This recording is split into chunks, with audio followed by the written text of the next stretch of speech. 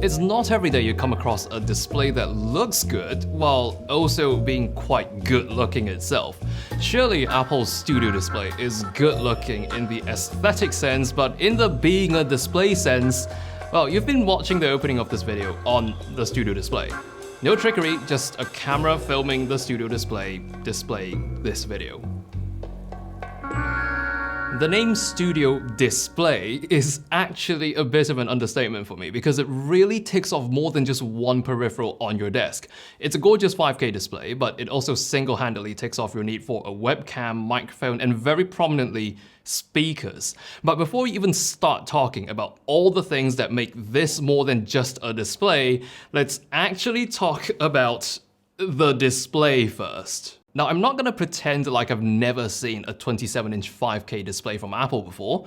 The 5K iMac has been my beloved primary Mac till Apple Silicon came along, but within the borders, the Studio Display offers a very familiar viewing experience, but the presence of it feels a lot modernized due to the thinner bezels, and compared to the 5K iMac, the Studio Display is 20% brighter, being able to do up to 600 nits. I just find it a bit funny how Apple has spoilt Mac users so much with their displays, to the extent that 10-bit P3 displays are pretty much taken for granted now. So even though this is not the first time we're seeing a 5K 10-bit P3 display from Apple, let's not forget this is a display that even creative professionals would trust to master their work on. And for those who need HDR, well, Apple has another display for that as well. And just like that other Pro Display XDR, you do have the option to customize your Studio Display with the nano-texture glass, which is what I have here.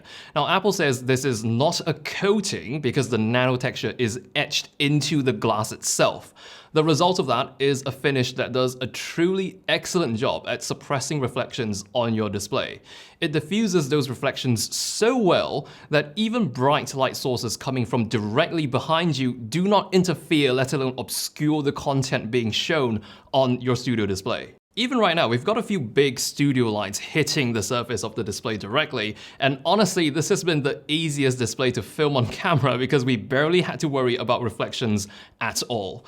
Also, this is like a bit of a bonus for me, but you get the Apple polishing cloth included in the box if you get the nano-textured version of the Studio Display. Now, this might be subjective, but I'm sure most would agree that this is one of the prettiest looking displays of all time when you look at it from the back.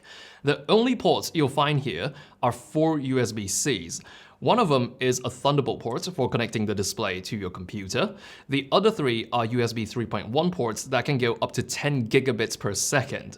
I stress tested those ports with the fastest external SSD I have, and I can gladly report that the ports on the display are as fast and as reliable as the native ports on my Mac Studio. So this further adds value by being a fantastic USB hub, not to mention when you drive this display from a MacBook or iPad, the Thunderbolt connection can supply up to 96 watts of power to your device, so it's also fast charging it simultaneously. Because of how evenly slim the 4 bezels around the display are, it's easy to forget this is housing a webcam until you get reminded by that little green light coming on. From my understanding, this is the same ultra-wide 12-megapixel front-facing camera on the recent iPads that have center stage. That means this too brings center stage to any Mac you connect it to, including Macs that already have their own webcam. On a MacBook, for example, you'll be able to choose between the MacBook's built-in camera or the Studio Display's camera within your app settings. And then there's the microphones. The Studio Display has 3 microphones built in that make a beamforming array. They're positioned roughly where the webcam is. Here I'm showing what the microphones sound like in a realistic use case, but because the Studio Display is a 27-inch screen, you're naturally going to be speaking at it from a distance. But we know the closer you speak to a mic, the better it sounds. So, although speaking right up against the top bezel of your display is not a likely real-life scenario, I really just wanted you to hear how good of a microphone in terms of hardware they've actually put in the Studio Display. But that's for capturing sound.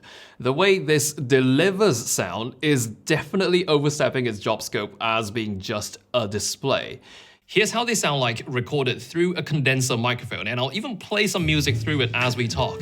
It can throw out a surprising amount of bass, while the highs punch through with excellent clarity. There's no audible distortion at the loudest volume setting either, and trust me, these speakers can get very loud. It's like you've got this amazing pair of speakers on your desk, but you can't see where the speakers are because your display are the speakers. These do get spatial audio with support for Dolby Atmos, and the way macOS recognizes the Studio Display speakers, they're actually being treated as an 8-channel 5.1.2 Dolby Atmos configuration. This is one of the features powered by the 813 Bionic chip sitting inside the display. For those who haven't heard, the Studio Display has the same processor as the iPhone 11s. Now, despite that, the display itself actually does not have any user interface. No buttons, no menus even. It's controlled entirely by the Apple device you connect it to. But that is also one of the biggest reasons to consider the Studio Display if you use a Mac or iPad.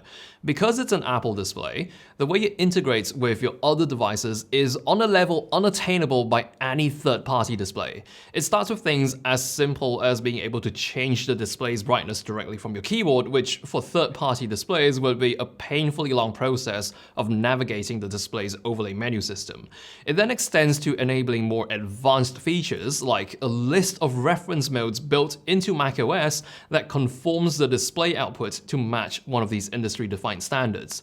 Also, you'll find any software updates available for your Studio Display in the exact same place you'd find software updates for your Mac. And this integration extends beyond software. If you get the version of the Studio Display with the height adjustable upgrade, you can see the hardware design was quite intentionally done so that everything fits.